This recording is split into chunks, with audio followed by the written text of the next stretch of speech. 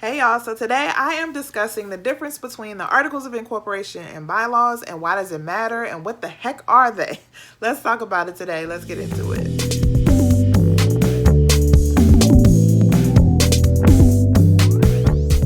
Hello, this is Tiffany with Boss on a Budget. If you don't know me, I help new and small nonprofits get up and running. If you need help with your nonprofit, make sure you're subscribed because I drop videos every week. So today I wanted to tackle a subject that may be a little confusing for you because sometimes when you hear nonprofit terms, it just sounds like gibbly-gook. So I just want to break down some things for you just so you can understand what you need to do when it comes to starting a nonprofit, okay?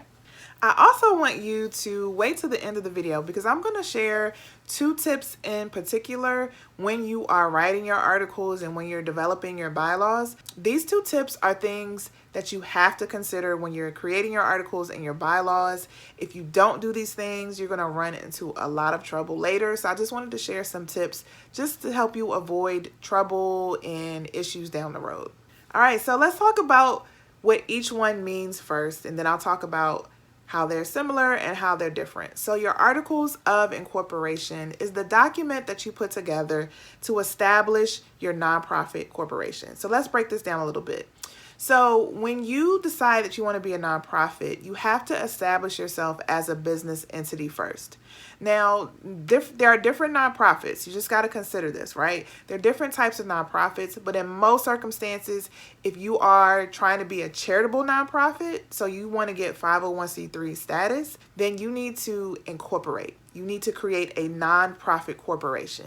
And you need to know the difference because there are nonprofit associations, there are LLCs, and you need to know that what you're doing is an actual corporation. Now, this is just general advice, so you need to consult with a professional to figure out what works best for you.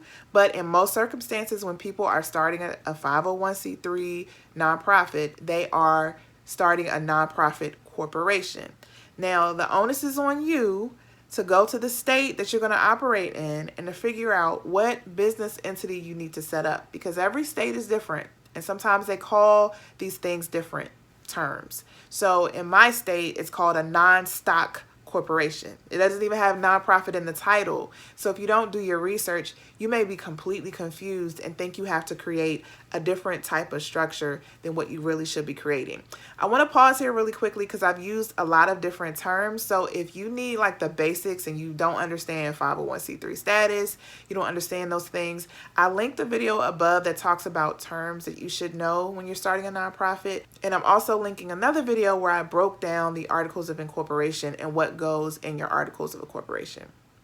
So your articles of incorporation establish you as a corporation in the state that you're operating in. And remember, this is governed by states. So each state has different rules, has different form numbers, has different fees that you're responsible to pay in order to set up your nonprofit corporation. So your articles set you up. It basically says, we are declaring that we are a business for this designated purpose. All right. Now, how does that differ from the bylaws? So your bylaws is more like your governing rules. It's the standards that you all as a nonprofit board have put in place to govern how you're going to operate. So your bylaws typically talk about what the board is responsible for. So the board is the leading body of the nonprofit. It sets the direction of the organization, point blank, period. It stops at the board, right? They are ultimately responsible for the decisions that are made on behalf of the organization, right? So there needs to be a document that governs how they rule, that governs how they operate, when they meet, who's allowed to be on the board, how do you get off the board, all those things. So your bylaws are a set of articles or chapters or paragraphs, let's just get really simple, a set of paragraphs that dictate certain rules and certain ways you're to conduct yourself as a nonprofit, specifically related to the nonprofit board. So the difference between the two is that the articles set you up as a business, but the bylaws speak to your rules and how you govern and how you're supposed to operate. Now, here's the thing. When I say the word operate, I don't necessarily mean how you conduct business with the public or with your clients, because the board in most circumstances is the governing body. They don't normally deal with day-to-day with your clients. When you have staff in place, when you have your chief executive officer in place, that person does that work. That person helps to set policy for the organization to do the work. But when it comes to setting policies to how the board is supposed to operate and the overall governance of the organization and the things it's responsible for in terms of rules for the state and rules for the IRS, that's the area where the board operates. Okay, so your bylaws really speak to the board, honestly, in most circumstances. But if you want a feel for what is supposed to go into your bylaws, I want you to check out this video that I'm linking above, because I shared some of the things you should have in those bylaws. So before I share the 2 tips that you should know about when you're creating these documents, I just want to make sure you're clear, once again, that the articles set you up as a nonprofit corporation, but the bylaws are the rules for how you operate as a board. So I want to talk about what to consider when you're creating these 2 documents. There are 2 things that I just really want to point out that you should be paying attention to so you don't get into any issues. I break these down in a lot of detail in my nonprofit startup masterclass. So I did a masterclass which I recorded, and so if you want to see that, you can check out the link below in the description box.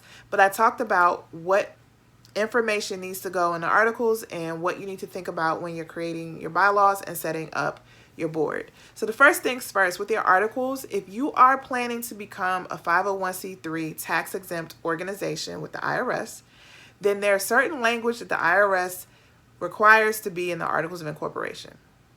And so they want to see that the organization has an exempt purpose. They want to see what you talk about in terms of dissolution of the organization, making sure that the funds are dispersed in the right way. There's particular language that they want to see in your articles that you need to make sure that are in there, because when they come back to you and they ask if it's in there, you need to be able to answer truthfully. So that's the first thing. Again, if you want to see the breakdown of the language and how to do that, all of that is in the Nonprofit Startup Masterclass. The second thing I just want to point out when it comes to your bylaws is that your bylaws is kind of like the rule of law. They set the tone for how the board is supposed to operate.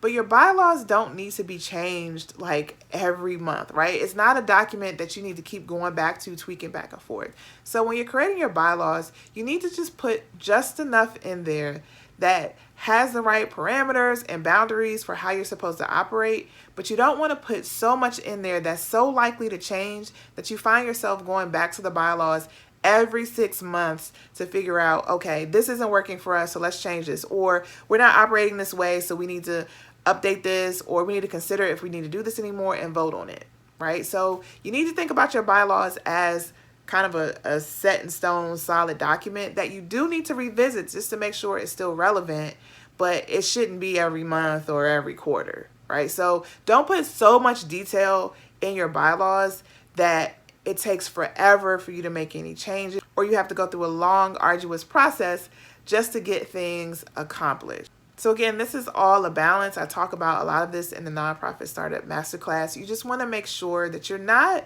hemming yourself up. And these are the things that a lot of people don't necessarily think to tell you if you're trying to get help or advice on your nonprofit. So it's important just to know these things going in, so down the line, you don't run into issues when you are running your nonprofit. I hope this was helpful for you guys. Thank you so much for watching this video and supporting my channel. If you need help with your nonprofit, be sure to visit me at www.bossonabudget.com, and I will see you in the next video.